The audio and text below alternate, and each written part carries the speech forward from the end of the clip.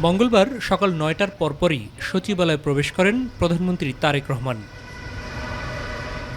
এরপর নিজ কার্যালয়ে পর্যায়ক্রমে একাধিক মন্ত্রণালয়ের মন্ত্রী, প্রতিমন্ত্রী এবং সংশ্লিষ্ট দপ্তরের কর্মকর্তাদের সাথে বৈঠক করেন প্রধানমন্ত্রী তারেক রহমান।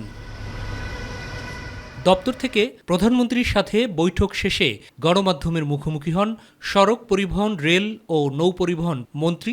জানান, আসন্ন ঈদকে সামনে রেখে সবগুলো মাধ্যমের যাতায়াতই নির্বিঘ্ন করতে নির্দেশনা দিয়েছেন প্রধানমন্ত্রী। ভাড়া কেউ বেশি নেওয়ার কোনো সুযোগই নেই। এটা নিয়ে আপনার যারা বাস মালিক সমিতি আছে, লঞ্চ মালিক সমিতি আছে, তাদের সাথে বসেছি, তারা অঙ্গীকার করেছে এবং আমরা তাদেরকে কিন্তু ইসের মধ্যে রেখেছি, আর নজরদারিতে রেখেছি এবং যে কোনো মূল্যে আমরা এটা প্রতিষ্ঠিত করব। শিক্ষার্থী এবং ৬৫ বছরের ঊর্ধ্বের প্রবীণ ও প্রতিবন্ধীদের জন্য রাজধানীতে মেট্রো রেল এবং সারা দেশে রেল ভ্রমণে ২৫% ভাড়া ছাড়ের সিদ্ধান্তের কথাও জানান মন্ত্রী রবিউল আলম।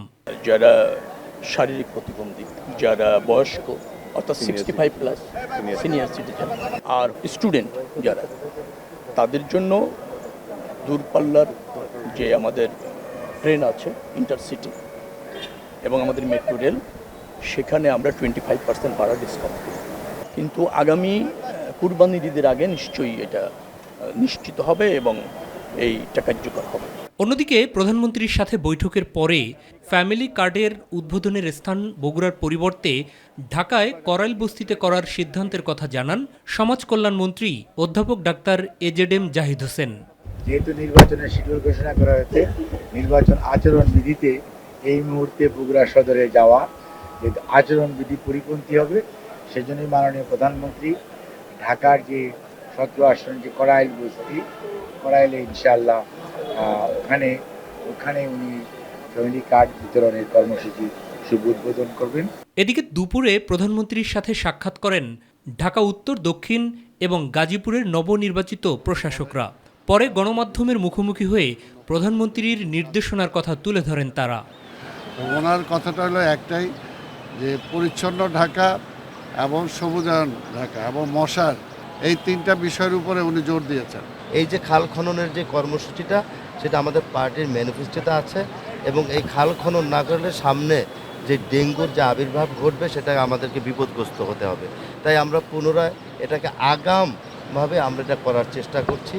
বিগত সরকারের অনিয়মের কারণে সিটি কর্পোরেশনে আর্থিক দৈন্যতা সৃষ্টি হয়েছে জানিয়ে সরকারের কাছ থেকে থোক বরাদ্দ চেয়েছেন বলেও জানান ডিএনসিসি এবং ডিএসসিসির প্রশাসক। দীর্ঘ 17 বছরে কর্পোরেশনগুলোর যে অবস্থা করা হয়েছে, যদি রাজস্ব বাজেটের উপর ভর করে আমরা বেতন দিতে যাই, তাহলে বেতন দিতে পারবো না, বেতনের টাকা নাই। তারা এমনভাবে সব শূন্য করে দিয়ে গেছে। গত 12 তারিখে নির্বাচন হয়েছে, সাবেক প্রশাসক যিনি ছিলেন তিনি 10 তারিখে শেষ অফিস করে 34টি ফাইলকে সই করে গেছেন, যেখানে ফান্ড দিতে হবে, বিল দিতে হবে, আসলে কোনো টাকাই নেই।